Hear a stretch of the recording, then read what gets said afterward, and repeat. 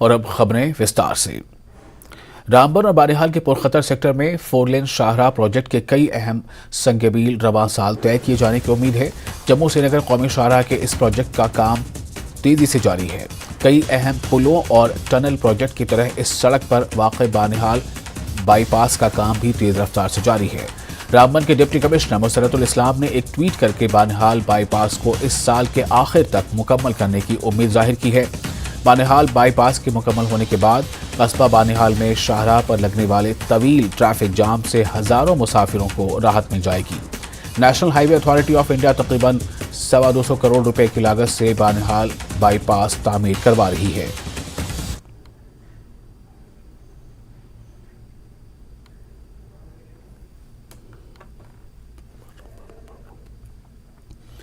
एक बार फिर आपको बता दें कि रामबन और बानिहाल के पुरखतर सेक्टर में 4 लेन शाहराह प्रोजेक्ट के कई अहम संगमील रवां साल तय किए जाने की उम्मीद है। जम्मू श्रीनगर कौमी शाहराह के इस प्रोजेक्ट का काम तेजी से जारी है। कई अहम पुलों और टनल प्रोजेक्ट की तरह इस सड़क पर वाक़ बानिहाल बाईपास का काम भी तेज रफ्तार से जारी है। रामबन के डिप्टी कमिश्नर मुसरतुल इस्लाम ने एक ट्वीट करके बानिहाल बाईपास को इस साल के आखिर तक मुकम्मल करने की उम्मीद जाहिर की है। बानिहाल बाईपास के मुकम्मल होने के बाद कस्बा बानिहाल में शाहराह पर लगने वाले तवील ट्रैफिक जाम से हजारों मुसाफिरों को राहत मिल जाएगी। National highway authority of India तकरीबन 225 करोड़ रुपए की लागत से बानिहाल बाईपास तामीर करवा रही है।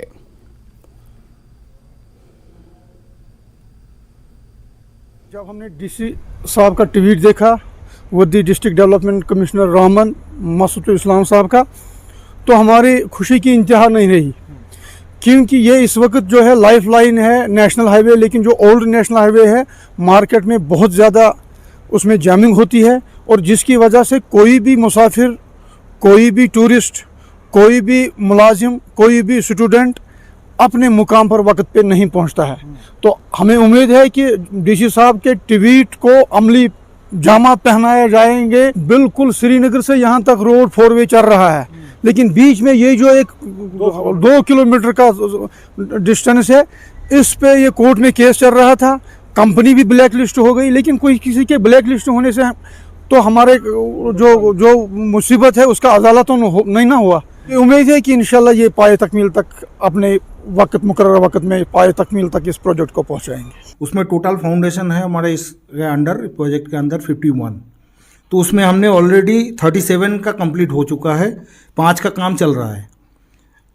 टोटल 8 फाउंडेशन बैलेंस है मेरे पास आज का दिन में। एक स्ट्रेच है जो फिलिंग एरिया है, ये बीच वाला जो 700 मीटर का स्ट्रेच है, वो भी हम उम्मीद कर रहा है जितना जल्दी हो सके उसका काम चालू हो जाए। इसका जो कंप्लीशन टारगेट हमने जो तय किया हुआ है वो दिसंबर है, दिसंबर 2023 तक हमारी उम्मीद है। और जिस हिसाब से चल रहा है, जिस स्पीड से चल रहा है, तो दिसंबर 2023 तक कंप्लीट हो जाना चाहिए। इसमें 51 फाउंडेशन थी, 15 नंबर फाउंडेशन थी, जिसमें से अभी 36 कंप्लीट हो गई हैं और 7 इन प्रोग्रेस हैं।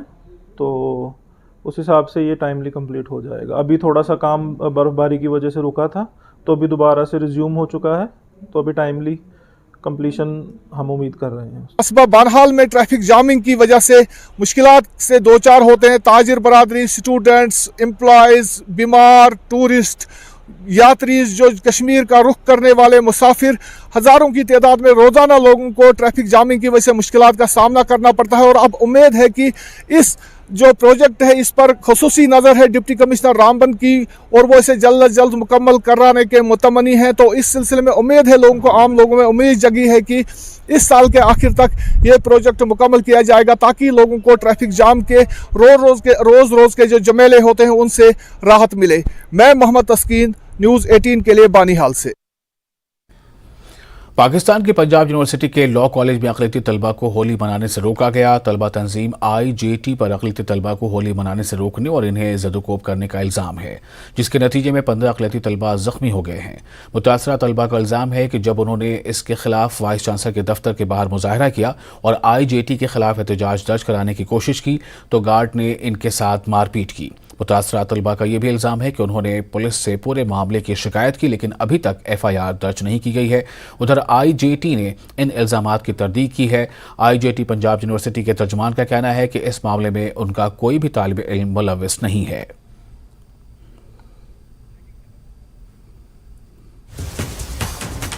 और इस वक्त की बड़ी खबर जम्मू कश्मीर के रामबन से। ये बड़ी खबर है। खबर के मुताबिक सेरी में नेशनल हाईवे पर लैंड स्लाइडिंग हुई है और हादसे में LNT के ऑपरेटर की मौत हो गई है। मलबे के नीचे दबने से ये मौत हुई है। जैसी कि खबर आ रही है उसके मुताबिक मलबे के नीचे दबने से मौत हुई है और ये जो खबर है वो काफ़ी अहम इस मानों में है कि इसमें एक शख्स की मौत भी बताई जा रही है। हादसे में LNT का ऑपरेटर जो है उसकी मौत हो गई है। मलबे के नीचे दब गया था महलूक सुरजीत सिंह। एक कार भी जद में आई। ये खबर अभी हमें मौसूल हो रही है कि एक कार भी इसके जद में आई थी। सुरजीत सिंह एक कार जो है वो मलबे में दब गया था, साथ ही एक कार भी इसके जद में आई थी। जम्मू कश्मीर के रामबन से ये बड़ी खबर है। सेरी में नेशनल हाईवे पर लैंड स्लाइडिंग और लैंड स्लाइडिंग के हादसे में LNT का ऑपरेटर जो है उसकी मलबे के नीचे दबने से मौत हो गई है और साथ ही जो जख्मी हैं उन्हें रामबन जिला अस्पताल में दाखिल कराया गया है।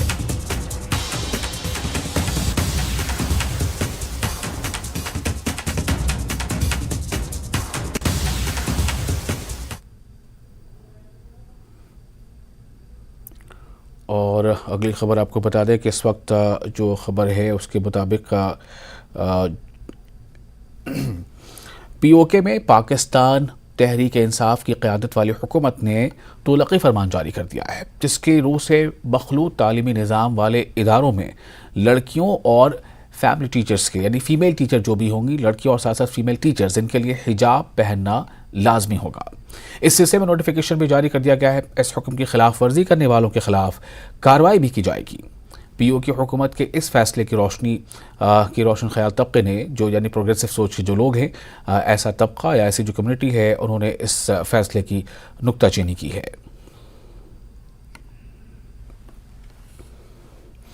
कंजर पुलिस ने लश्कर तैयबा TRF के 2 दहशतगर्द साथियों को कंजर इलाके से गिरफ्तार किया है। इनके कब्जे से गोला बारूद भी बरामद किया गया है। दोनों के खिलाफ UAPA एक्ट के तहत मुकदमा दर्ज किया गया है। वाज़ेह रहे कि कंजर पुलिस ने CRPF की बटालियन के साथ मुश्तरका तौर पर कंजर इलाके के मोंचखड में दहशतगर्दों की मौजूदगी से मुतालिक एक मखसूस इत्तला पर मज़कूरा गाँव में मुश्तरका तौर पर मुहासरा और सर्च ऑपरेशन किया। सर्च ऑपरेशन के दौरान 2 मुश्तबा अफराद को गिरफ्तार कर लिया गया, जिनकी शनाख्त जंडपाल कंजर के खुर्शीद अहमद खान और रियाद अहमद खान के तौर पर हुई है। इनके कब्जे से AK-47 राइफल के 2 मैगजीन और 15 गोलियां और लश्कर तैयबा के 20 पोस्टर बरामद हुए हैं।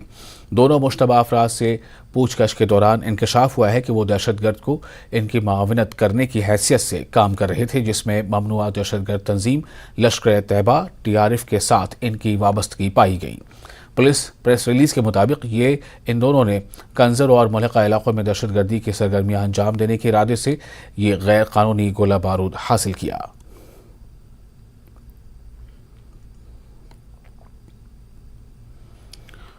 LG मनोज सिन्हा ने कहा है कि जन औषधि केंद्रों के ताल्लुक से अवाम में बेदारी पैदा करने की अशद ज़रूरत है। LG ने वीडियो लिंक के जरिए इस प्रोग्राम से खिताब किया। जेनेरिक दवाओं के इस्तेमाल पर लोगों में आगाही पैदा करने की गरज से यहाँ हफ्ता भर प्रोग्राम चलाया जा रहा है। LG ने बताया कि जन औषधि सेंटरों पर गरीबों के लिए काबिल ख़रीद कीमतों में मयारी अद्विया फराहम की जा रही हैं। मनोज सिन्हा का कहना था कि अगरचे यह स्कीम जम्मू कश्मीर में देर से शुरू की गई, ताहम इससे तकरीबन 32,000 लोग फ़ायदा उठा चुके हैं। दस्तयाब आदाद व शुमार के मुताबिक इस स्कीम से गरीबों के 206 करोड़ रुपयों की बचत हुई है। Administrative secretary health and medical education Bhupendra Kumar ने इस इजलास से खिताब किया।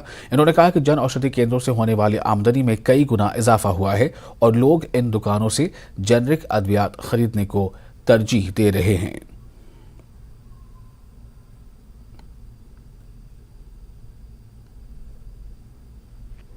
ये जानकर आश्चर्य होता है कि जब योजना शुरू हुई तो देश में 100 जन औषधि थी और आज यह संख्या 9,000 के ऊपर चली गई। ये सच है कि जम्मू कश्मीर में यह देर से शुरुआत हुई और आज हमारे यहाँ आंकड़ा भी 227 के आसपास है और लगभग जो मुझे बताया गया है 32,000 मरीज जन औषधि केंद्र से दवाओं का लाभ प्रतिदिन उठा रहे हैं। अब आर्थिक रूप से अगर इसका मूल्यांकन हम करें तो इन जन औषधि केंद्रों के कारण जम्मू कश्मीर में लगभग 206 करोड़ रुपए बचाए हैं। और सामान्य तौर पर आप देखें तो ये 206 करोड़ रुपया ये कोई छोटा मोटा आंकड़ा नहीं, बल्कि गरीब और मध्यम वर्गीय परिवार के स्वास्थ्य खर्चे पर एक रुपया जो बचता है, मुझे लगता है कि उनको अपने सपने को पूरा करने में वो मदद करता है। खासतौर से जम्मू कश्मीर में सेहत और जन औषधि केंद्र ये जो मिली जुली व्यवस्था बनी है, इसका एक परिणाम ये हुआ है कि आम आदमी पर स्वास्थ्य के खर्चे का बोझ नहीं पड़ रहा। सस्ते और प्रभावी इलाज के साथ जम्मू कश्मीर का हेल्थ इंफ्रास्ट्रक्चर भारत सरकार के सहयोग से माननीय प्रधानमंत्री जी के कारण देश के बाकी राज्यों की तुलना में काफी बेहतर बन गया। और अगर बजट को भी आप देखेंगे तो बाकी राज्यों की तुलना में पर पर्सन हेल्थ पर जम्मू कश्मीर कहीं ज्यादा खर्च कर रहा है। पैरामीटर भी अगर आप चेक करेंगे जम्मू कश्मीर का हेल्थ इंडिकेटर, तो जो नेशनल एवरेज है उससे काफी बेहतर है। सभी जिलों में डायलिसिस की सुविधाएं उपलब्ध करा दी गई, एमबीबीएस की 600 सीटें हमारी बढ़ गई 2 साल में, और ग्रामीण इलाकों में भी टेस्ट और गंभीर बीमारियों के इलाज की सुविधा उपलब्ध हो, इसकी कोशिश हमारे हेल्थ सेक्रेटरी उनकी पूरी टीम कर रही है। सभी नीतियों में इस बात पर विशेष ध्यान रखा गया है कि स्वास्थ्य का संपूर्ण समाधान लोगों को अपने इलाके में मिल सके, क्योंकि एक ऐसा सेक्टर है जो सीधे मानव सेवा और जम्मू कश्मीर के विकास से जुड़ा हुआ है।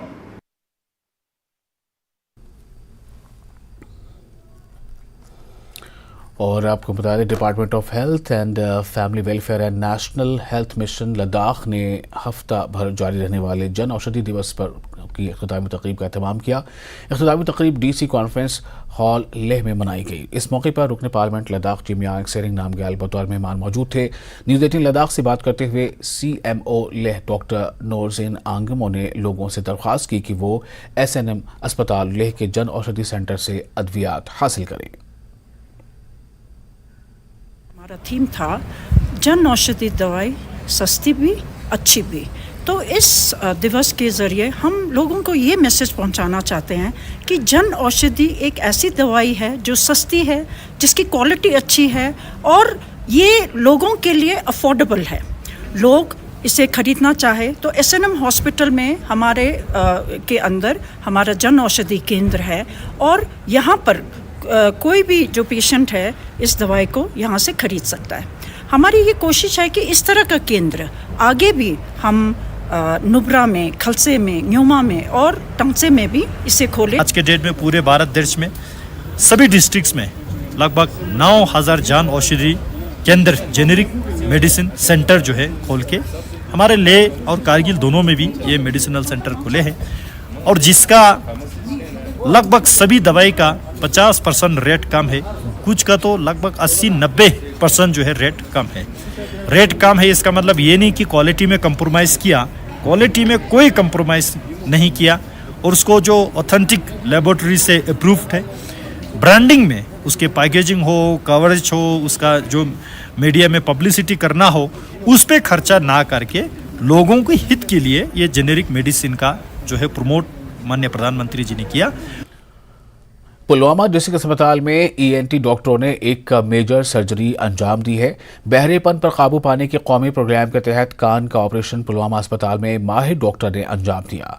जिला बारामूला से ताल्लुक़ रखने वाले मरीज का पुलवामा अस्पताल में ऑपरेशन कामयाबी के साथ हुआ है। सर्जरी अंजाम देने वाले डॉक्टर इरफान शम्स ने कहा है कि हुकूमत और डायरेक्टर हेल्थ कश्मीर के अलावा जिला इंतजामिया की काविशों की बदौलत पुलवामा अस्पताल में इस वक्त जदीद आलात दस्तियाब हो जाने से ऐसी सर्जरी मुमकिन हुई है।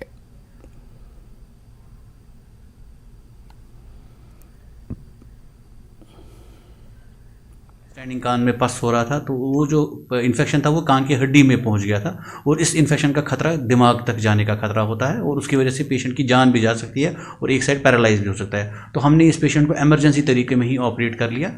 CT स्कैन सारे इन्वेस्टिगेशंस यहीं पे हो गए इस पेशेंट के। तो इन्वेस्टिगेशन के बाद हमने अपने एनेस्थीसिया डॉक्टर साहब से भी बात की। डॉक्टर यूसुफ टाक जो उनके हेड है, उन्होंने प्री एनेस्थेटिक चेकअप भी कर लिया और बाकी डॉक्टर साहब से बात करके हमने ये सर्जरी यहीं पे स्टार्ट की। तो इस सर्जरी तो हम कर सकते हैं कहीं पर भी, मगर सबसे इम्पॉर्टेंट चीज़ होता है जो आलात होते हैं सर्जरी के वो होने चाहिए। 2010 में SMHS में 5-6 साल फिर मैं ठीक रहा, उसके बाद 2019 में फिर मुझे वापस आया इसके पास। फिर इस साल कुछ महीने पहले इरफान साहब से कांटेक्ट हो गया, तो फिर उन्होंने यहाँ मुझे रेफरेंस दी, यहाँ पे करेंगे सर्जरी। तो अब कल होगी सर्जरी, तो अभी मैं ठीक महसूस कर रहा हूँ। फिलहाल एक छोटा सा ब्रेक लेते हैं, जल्द हाजिर होंगे। ब्रेक के बाद एक बार फिर आपका स्वागत है। करगिल हेडक्वार्टर पर मुतबारक महीना टंगपी चोंगा के सिलसिले में एक शानदार पूजा का एहतमाम किया गया। इसमें बुद्ध खरबू करगिल से ताल्लुक़ रखने वाले रिनपोचे खानतो दोरजे हुनजुक ने शमूलियत की। करगिल के वाखा मोलबिक में भी बहुत बड़े पैमाने पर इस दिन को मनाया गया। करगिल में रिनपोचे जेरिंग होनशुक ने पूजा की सदारत की। बुद्ध मजहब के सैकड़ों लोगों ने रिवायती तरीके से पूजा में हिस्सा लिया। मीडिया से बात करते हुए करगिल की मुस्लिम बिरादरी को शब बरात और हिंदू बिरादरी को होली की मुबारकबाद दी गई।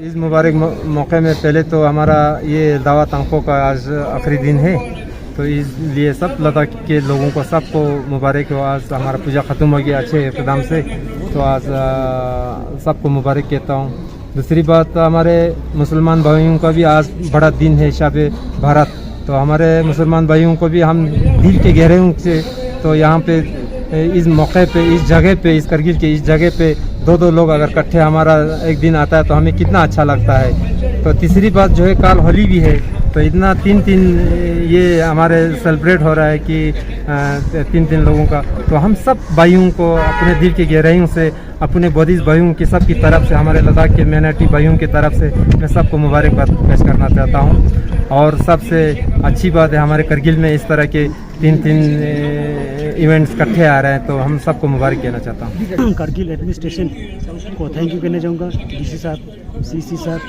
और लद्दाख के SG BD मिश्रा साहब और लद्दाख के MP जमयान सिंह मंगल साहब और हमारे लद्दाख पुलिस, करगिल पुलिस, सारे डिपार्टमेंट को हम दिल से थैंक यू कहना चाहेंगे। इस अवसर पे हमें उन्होंने सहयोग दिया, बहुत अच्छी तरह यहाँ पे सेलिब्रेशन हमने किया।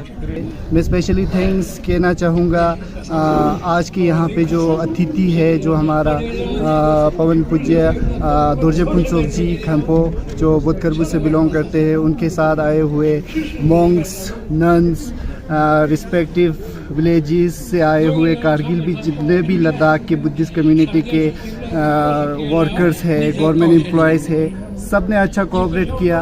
एंड स्पेशली थैंक्स कहूँगा मैं वॉलंटियर्स का, जो अपना टाइम निकल के कल से ही यहाँ पे काम पे लगे हुए हैं। और मैं सभी कम्युनिटी को मुबारकबाद देना चाहता हूँ, क्योंकि 3 ओकेशंस, कल होली भी है, आज शहर बारात भी है और बुद्धिस्ट कम्युनिटी के पूजा का ये आखिरी दिन भी है पहले महीने का। सो इस शुभ अवसर पे मैं ये मौका पाते हुए सबको धन्यवाद कहूँगा। और कम्युनल हार्मनी जिस चीज़ के लिए लद्दाख को जाना जाता है, वो चीज़ हमें देखने को मिला यहाँ पे। सबने कोऑपरेट किया।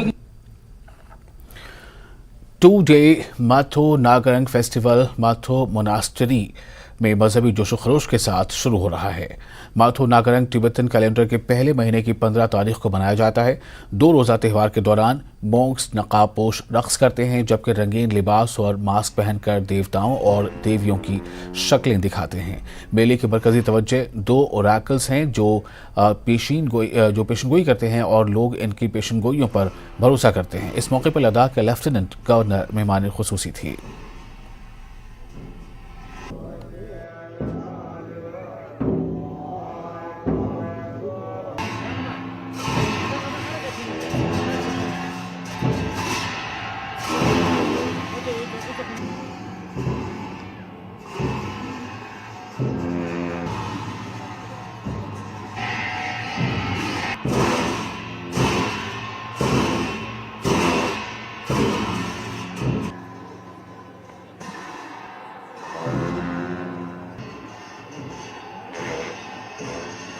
माठो मोनेस्ट्री का 2 दिवस फेस्टिवल आज से स्टार्ट हो गया। तो इसमें अभी लद्दाख के लेफ्टिनेंट गवर्नर एलजी साहब मुख्य अतिथि थे। तो ये फेस्टिवल के बारे में डिटेल से जानने के लिए हमारे साथ आचार्य तंजीन मोंगटर जी, गुरुजी हमारे साथ जुड़ने के लिए बहुत बहुत शुक्रिया। धन्यवाद सर। तो ये फेस्टिवल के बारे में थोड़ा बताइए। फेस्टिवल जो है माठो नगरंग के नाम से जाना जाता है। हम सब जानते हैं आज और कल 2 दिन ये फेस्टिवल रहेगा। तो ये फेस्टिवल में जो खास जो है जो मार्क्स डांस सबसे खास चीज़ है। जो ये मार्क्स डांस जो है 8 प्रकार के मार्क्स डांस है जो ये गुड लागत के नाम से जाना जाता है। तो ये मैं अभी ये डिटेल में नहीं जाऊँगा। ये मार्क्स डांस के जो हिस्ट्री है वो बहुत लंबा है, लेकिन जो अभी जो मैंने पहले कहा था कि ये गुड लागत के नाम से जाना जाता है। इसमें 8 अलग अलग प्रकार के डांस है। हाँ जी। और माठो मोनेस्ट्री का एक खासियत जो 2 ओरिकल आता है उसमें फिर भविष्य में क्या होने वाला है ये सब भी जानकारी देते हैं, लेकिन जो वीडियोग्राफी वाला करना अलाउड नहीं है। तो ओरिकल के बारे में थोड़ा। अच्छा, ओरिकल के बारे में, ओरिकल का जो है वो इसमें भी मैं हिस्ट्री काफ़ी लंबा है, लेकिन मैं संक्षेप में कहना चाहूँगा। ये जो ये माठो मोनेस्ट्री का जो स्थापना हुआ कि 15th सेंचुरी में हुआ था। जो 1410 में इसका स्थापना हुआ था। तो इनका जो संस्थापक था जो लामा टुंगपा दोरजे जी, लामा टुंगपा दोरजे जी बहुत ही एक सिद्ध पुरुष थे। और साथ साथ वो तिब्बत में एक बहुत ही यूनिवर्सिटी में वो बहुत विद्वान भी रहे हैं। उसके बाद वो तिब्बत में एक गुरु के रूप में लोगों को ज्ञान बढ़ते थे। लेकिन बाद में उन्होंने ये सोचा कि तिब्बत में ना रहकर इस तरफ लद्दाख की तरफ आके फिर हमने ज्ञान को बढ़ना था उनको। इसलिए तो इस तरफ जो आके उन्होंने जो अपना ज्ञान बढ़ना शुरू किया। तो उस समय जो 7 ओरिकल थे, जो 2 अभी स्टॉक में, 2 ग्या में और एक स्क्रिबुचन और 2 माठो में, जिनका नाम अभी माठो हम अभी बोल रहे हैं कि माठो नगरंग, इस ला के नाम से हमें जाना जाता है माठो नगरंग। तो इसलिए वो ला के नाम से जो ये फेस्टिवल का नाम माठो नगरंग इसलिए हुआ था। पॉइंट आर्चरी का फाइनल खेला गया। इस तकरीब के दौरान सीईसी फिरोज अहमद खान मेहमान खुसूसी के तौर पर मौजूद थे। टूर्नामेंट का आगाज 28 फरवरी को हुआ था और इसमें 110 से ज्यादा टीमों ने हिस्सा लिया था। टूर्नामेंट 4 फॉर्मेट पर मबनी था, जिनमें super 10 international archery, super 4 international archery, रिवायती तीरंदाजी और इनफरादी शामिल है। सीईसी कारगिल ने तीरंदाजी टूर्नामेंट में शिरकत करने वाली तमाम टीमों की तारीफ की। खान ने आइंदा दिनों में खेल के मैदान के ज़ेर इल्तवा कामों को जल्द पूरा करने की यकीन दहानी कराई है।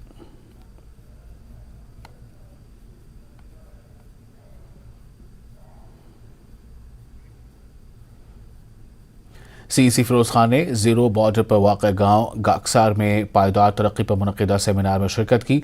अपनी तकरीब में सीईसी ने काकसार में किसानों के फ़ायदे के लिए इस तरह के सेमिनार के इनेकाद के लिए कमांड एरिया डेवलपमेंट कारगिल की कोशिशों को सराहा। इन्होंने इलाके के किसानों को बड़ी काश्तकारी की ज़मीन की दस्तयाबी पर मुबारकबाद दी और इनसे कहा कि वो ज़मीन से फ़ायदा उठाएँ। बीडीसी ने सेमिनार में शिरकत और गैर मशरूत ताउन के लिए सीईसी और ईसी का शुक्रिया अदा किया। इन्होंने ये भी कहा कि किसानों को रहनुमाई और मदद की ज़रूरत है।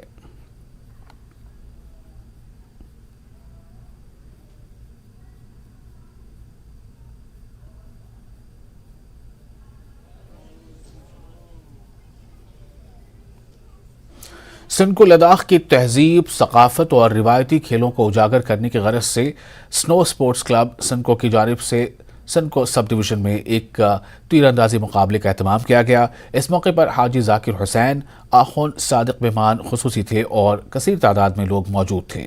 सिंध सब डिवीज़न के मुख्तलिफ मकामात से 43 टीमों ने हिस्सा लिया, जिसमें इंटरनेशनल आर्चर में 28 टीमों ने हिस्सा लिया, जबकि लोकल आर्चर में भी 15 टीमों ने हिस्सा लिया।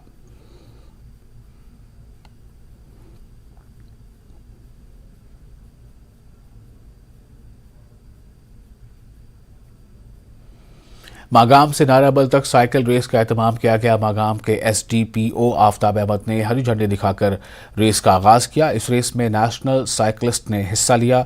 शबीर अहमद ने रेस में पहली पोजीशन हासिल की। साइकिलिंग एसोसिएशन बडगाम और नौजवान समाजी कारकुन मुजम्मिल महमूद के बाहमी इश्तराक से यह प्रोग्राम रखा गया था। इस रेस का मकसद दूसरे नौजवानों को स्पोर्ट्स की तरफ रागिब करना था और मंशियात की लत से नौजवानों को दूर रखना था। इख्तितामी तकरीब पर SDPO मागाम ने खिलाड़ियों को एजाज से नवाजा। रेस के दौरान सब डिस्ट्रिक्ट अस्पताल मागाम ने मेडिकल एड सहूलियात दस्तियाब रखी और पुलिस एहलकारों ने भी अपने फ़राइज़ अंजाम दिए। बहुत ही खुश हूँ और मैं एक प्रोफेशनल साइकिलिस्ट हूँ J&K का। जो ड्रग्स करते हैं आज, अगर वो सपोर्ट्स में आएंगे वो ड्रग से बच सकते हैं। और जो एक्सपीरियंस मिलता है हमको, बहुत ही एक्सपीरियंस मिलता है इस रेस में और माइंड भी फ्रेश रहता है और ज़्यादा से ज़्यादा ड्रग्स से बचे और सपोर्ट्स में आइए। हमें जो इस प्रोग्राम को मदद किया है, जिनमें से खास तौर पर BMO मागाम, जिन्होंने प्रॉपरली एक फुल फ्लेजेड मेडिकल टीम और फर्स्ट एड और एम्बुलेंस यहाँ पे प्रोवाइड की। साथ साथ मैं SDPO मागाम का भी बहुत ही शुक्रगुजार हूँ, जिन्होंने हमें सिक्योरिटी क्लियरेंस दे दी। ये जो प्रोग्राम है ये हमने in collaboration with Budgam cycling association के साथ मिलकर किया और इस इवेंट का ये मकसद था जो हमारे बच्चे हैं उनको एक स्पोर्ट्स प्लेटफॉर्म मिले। और हमारे बच्चे आजकल ड्रग्स में इन्वॉल्व है, हम चाहते हैं कि वो आगे नेशनल और as well as international level पे भी पार्टिसिपेट कर सके। इसका मेन मकसद है कि बच्चे साइकिलिंग की तरफ आए और ये जो ड्रग्स है, बाकी चीज़ें जो है गलत है, तंबाकू है, सिगरेट वगैरह, इनको छोड़कर इसमें पार्टिसिपेट करें ताकि हमारे बच्चे भी इंटरनेशनल लेवल पर और नेशनल लेवल पर अपना लोहा मनवाएं। यहाँ पर भी अच्छे एथलीट हमारे पास जिस तरह है, अकबर साहब रहे हैं और आदिल है, बाकी सलीम है, इन्होंने भी अपना नाम रोशन किया है। लेकिन मैं चाहूँगा कि जितने भी बच्चे हमारे हैं उनको ये एक मौका मिलता है अपना नाम कमाने का। ये एक अच्छा प्लेटफार्म है, साइकिलिंग इज़ द बेस्ट और इसमें सारी पार्ट्स की एक्सरसाइज भी होती है। तो ये बेस्ट है और जो एसोसिएशन है उन्होंने इसका इंतज़ाम किया था, इनका मैं आभारी हूँ। मलेशिया एयरलाइंस की फ़्लाइट 370 और उसके 239 यात्रियों के लापता होने की दुखद घटना को 9 साल हो चुके हैं। लापता फ़्लाइट की जांच से जुड़े नए सबूतों पर रोशनी डालती एक ख़ास डॉक्यूमेंट्री में ऑस्कर नॉमिनी और एमी अवार्ड विजेता लॉरेंस फिशबर्ग मांगेंगे जवाब। देखिए histories greatest mysteries Malaysia flight 370 का प्रीमियर बुधवार 8 मार्च रात को 9 बजे सिर्फ हिस्ट्री TV 18 पर।